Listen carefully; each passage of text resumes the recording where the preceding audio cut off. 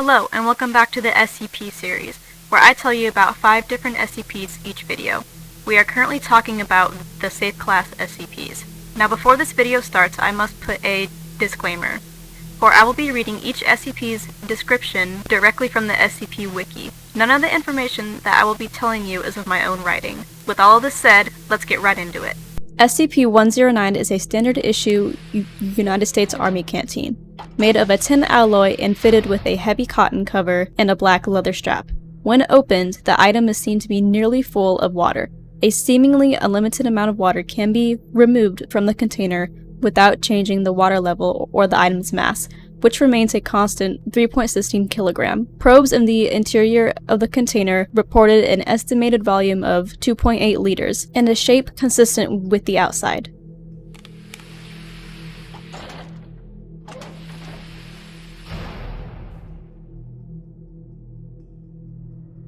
SCP-1437 is an apparently endless hole measuring 3 meter by 3 meter, located in the desert. Attempts to dig into SCP-1437 from the side results in the diggers encountering solid rock where logic would dictate SCP-1437 would be. SCP-1437 is thus only accessible from its entrance above ground. SCP-1437 appears to be an access point to an as-of-yet unknown number of parallel universes.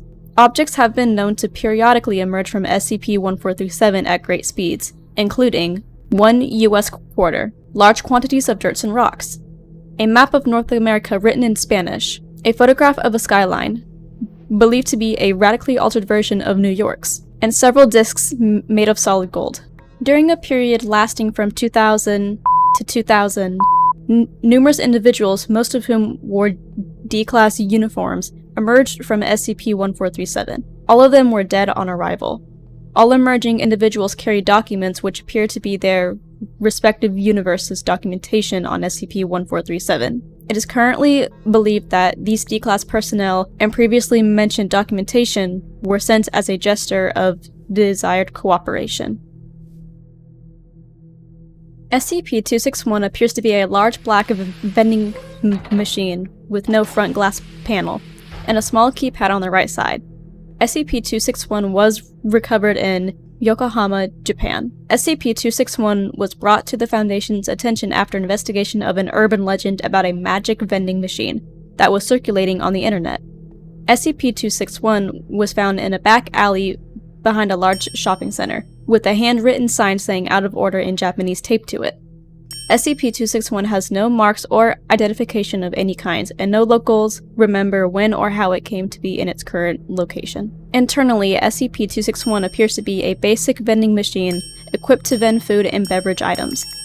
After a key was made and the front door was opened, no abnormal materials were found, and it was determined that SCP-261 has never actually contained any food or beverage items. The keypad, while connected and operating correctly, does not activate any of the dispensing mechanisms. When money is placed into SCP-261 and a 3-digit number is entered on the keypad, SCP-261 will vend a random item. SCP-261 has not accepted any currency other than yen, with rejected currency being deposited in the coin return slot. It is unknown how these items appear.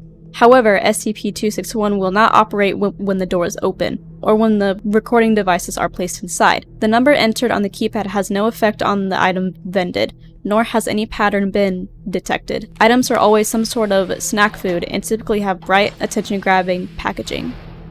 SCP-1074 is a portrait-sized oil painting on canvas, produced by an unidentified artist. When photographed or videotaped, the entirety of SCP-1074 appears to be painted a uniform shade of gray, with the distinctly visible brushstrokes.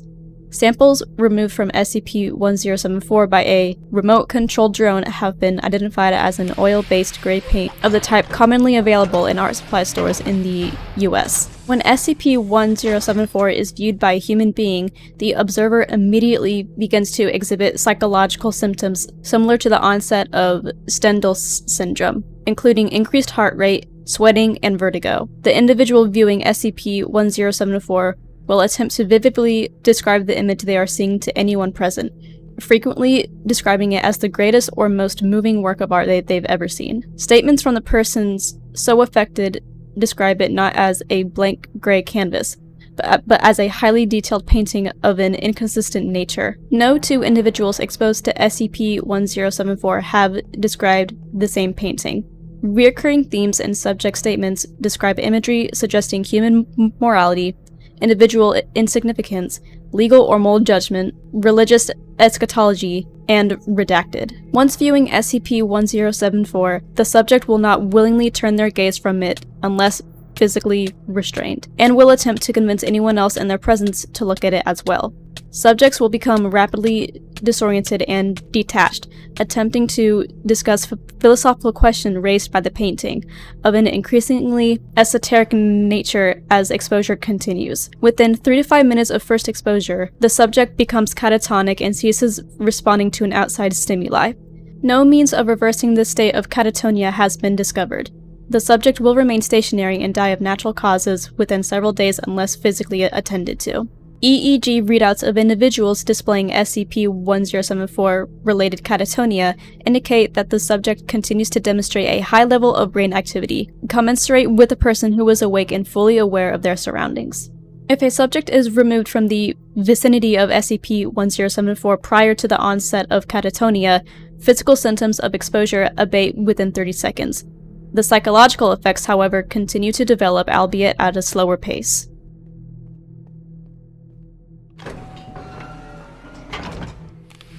SCP-914 is a large clockwork device weighing several tons and covering an area of 18 square meters, consisting of a few drives, belts, pulleys, gears, springs, and other clockwork. It is incredibly complex, consisting of over 8 million moving parts comprised mostly of tin and copper, with some wooden and cloth items observed.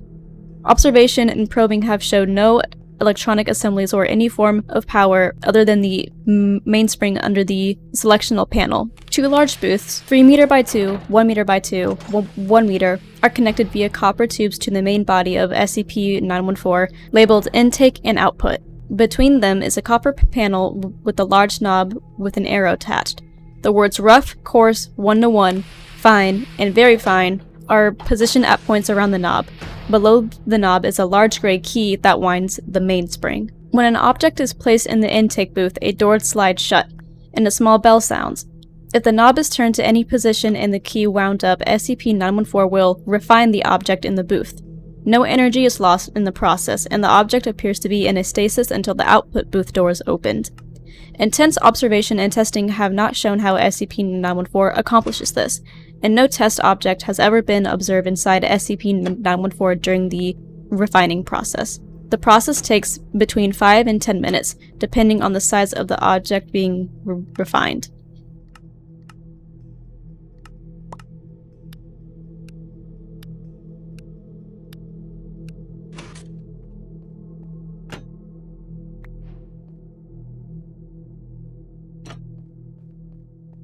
This concludes today's documentation. I apologize if you had a hard time understanding what I was saying because of any stuttering or word jumble. If I've missed any information or I've gotten something wrong, please comment down below and share your thoughts. Until next time, friends, stay safe.